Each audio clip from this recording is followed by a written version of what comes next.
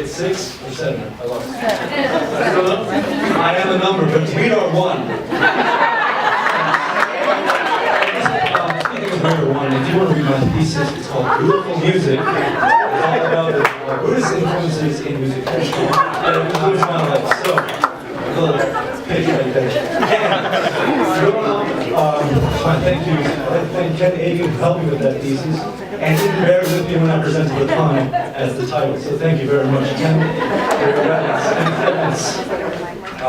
Barbara Hester, thank you so much for this program. It's a life-changing moment for me, life-changing experience, and I was meant to be here. And I don't know just because of now, I know because of all the little stories and all the little things that really count. Rafe, you are a family colleague. I have no idea. We figured it out the first day. Never met each other before, but we knew each other in spirit. Alec, he was a volunteer at the Lighthouse Guild, an organization that works with blind individuals and helping them to recover. And he left there to come here right before I started volunteering. We ended up at the same place. There's another. Oh, Justin Sam. Where's Justin?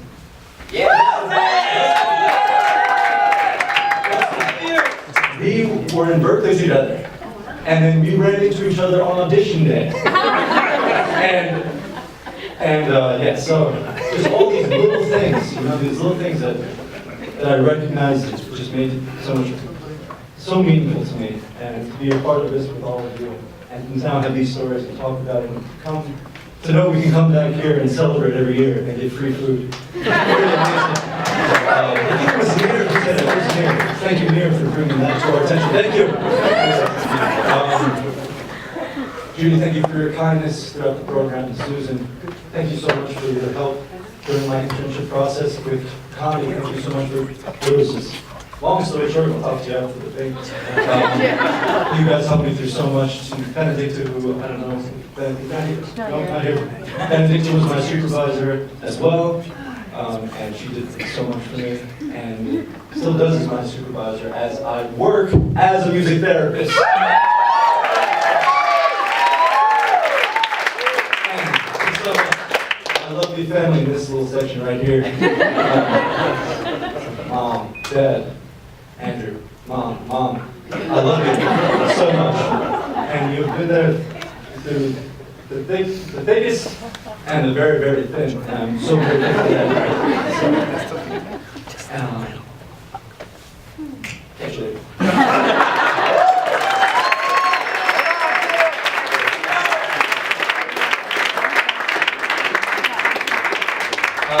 So this is the last time you're going to see me in front of a microphone tonight. I've grown a lot, and maybe not quite as much as I would have liked, but I wanted to just say a few words about one of our classmates who can't be here tonight.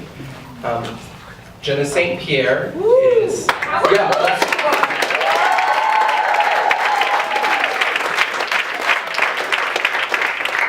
Jenna St. Pierre unfortunately had a death in the family and was unable to be here, and we all thought it wouldn't be the same if her name wasn't at least spoken and a few words weren't said about her. And unlike the words about myself, I wrote some stuff down about Jenna. So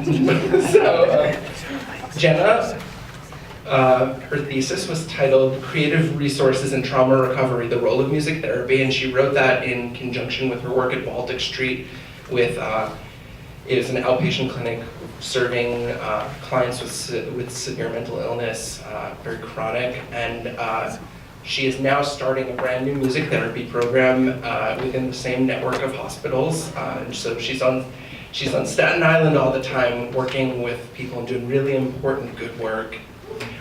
So yeah.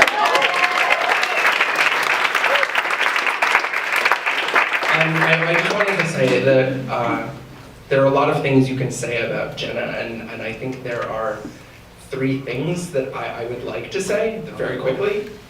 That Jenna is an unendingly brave person, and Jenna is one of those people who would often jump in regardless of how deep the water might be, and then you'd be surprised to see just how well she swam, and it was always astonishing to watch. I had the pleasure of being in her internship supervision, and I watched her not only wrestle with, but really honestly help do some of the best work I saw my entire time here. And she also said, I don't play drums, but I'll be in a punk band with you and I'll play drums. So I would also like to say Jenna is unendingly bright. I know that I think everyone in this group can say that we all learned something from Jenna, and anytime you brought something to her, she would have something to say that you would have never thought of on your own. And last but not least, Jenna is one of those boundless individuals, whether that was talking about energy or talking about the rate at which she devoured the things we were learning.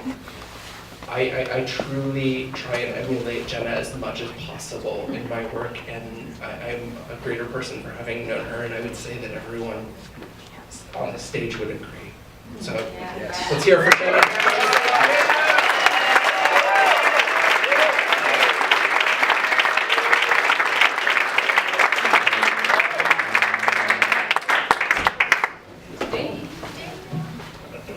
Thank you. I'll kind of try and stick to what I wrote, so I'm not good at ad-libbing when I speak or I'll ramble.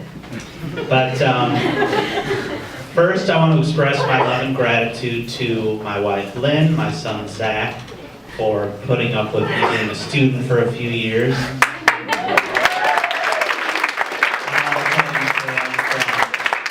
Both time perspective and a financial one, so thank you. I want to thank my parents, my mom who's here, and my dad who passed away the week before I started this program. And he always wanted me to go to graduate school, and I'm glad that he knew that I would be getting my degree here. So I know that he would be proud. I'd like to thank all of my teachers and supervisors. Firstly, Judy Bosco for her guidance as my advisor, and with whom I originally discussed the field of music therapy one summer day, as it seems like a few of us did.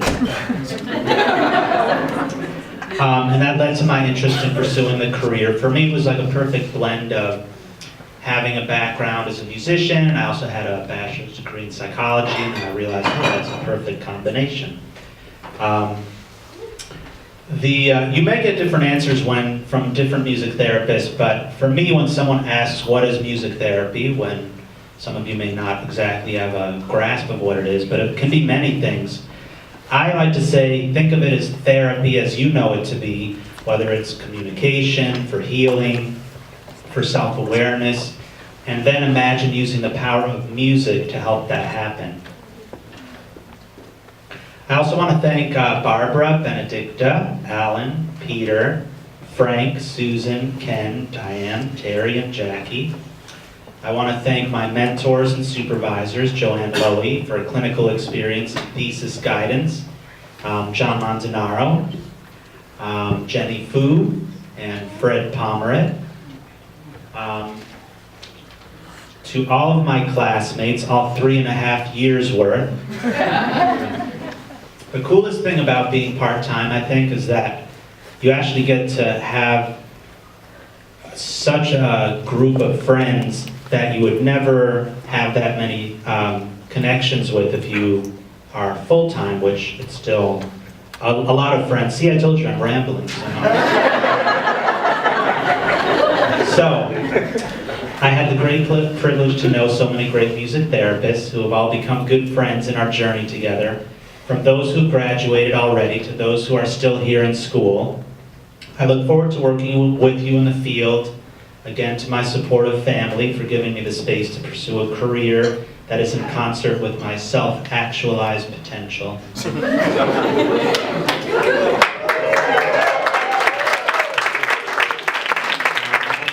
song that we're going to do also means a lot to both me and my family, my wife, my son, and also with my classmates, as I think that it's kind of a dawning, keyword dawning, for all of us music therapists. I would love for any of you to sing it with us and join.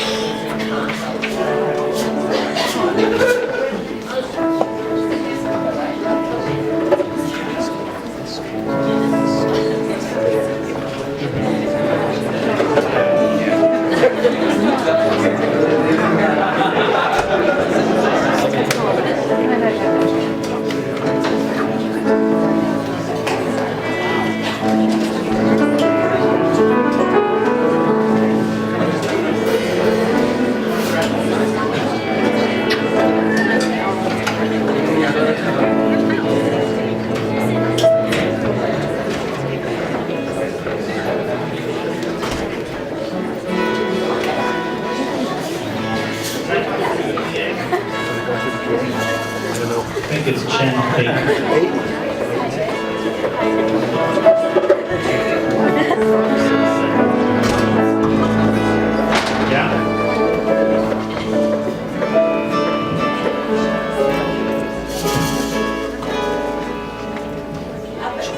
Anything? The light is on. I can sing.